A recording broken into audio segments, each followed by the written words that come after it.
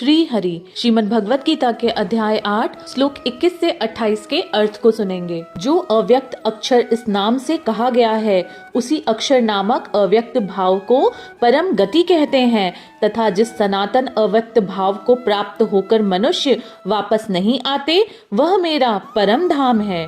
हे पार्थ, जिस परमात्मा के अंतर्गत सर्वभूत है और जिस सच्चिदानंद घन परमात्मा से यह समस्त जगत परिपूर्ण है, वह सनातन अव्यक्त परम पुरुष तो अनन्य भक्ति से ही प्राप्त होने के योग्य है। हे अर्जुन, जिस काल में शरीर त्याग कर गए हुए योगी जन तो वापस न लौटने वाली गति को और जिस काल में गए हुए वापस लौटने वाले गति को ही प्राप्त होते हैं, उस काल को अर्थात दोनों मार्गों को मैं कहूँगा। जिस मार्ग में ज्योतिर्मय अग्नि अभिमानी देवता हैं, दिन का अभिमानी देवता है, शुक्ल पक्ष का अभिमानी देवता है और उत्तरायण के 6 महीनों का भी अभिमानी देवता है, उस मार्ग में मरकर गए हुए ब्रह्मवेता योगी जन उपयुक्त देवताओं द्वारा क्रम से ले जाए जाकर ब्रह्मा को प्राप्त होते हैं। जिस मार्ग में धूमाभिमानी देवता हैं, रात्र अभिमानी देवता हैं तथा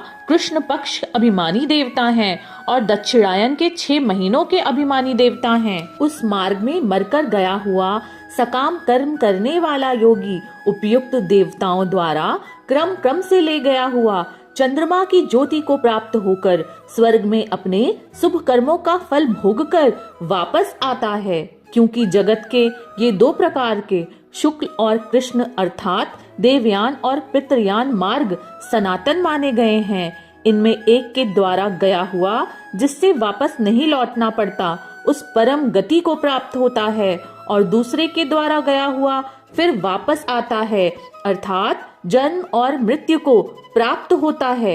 हे पार्थ, इस प्रकार इन दोनों मार्गों को तत्व से जानकर कोई भी योगी मोहित नहीं होता। इस कारण हे अर्जुन, तू सब काल में संबुद्धि रूप योग से युक्त हो अर्थात निरंतर मेरी प्राप्ति के लिए साधन करने वाला हो।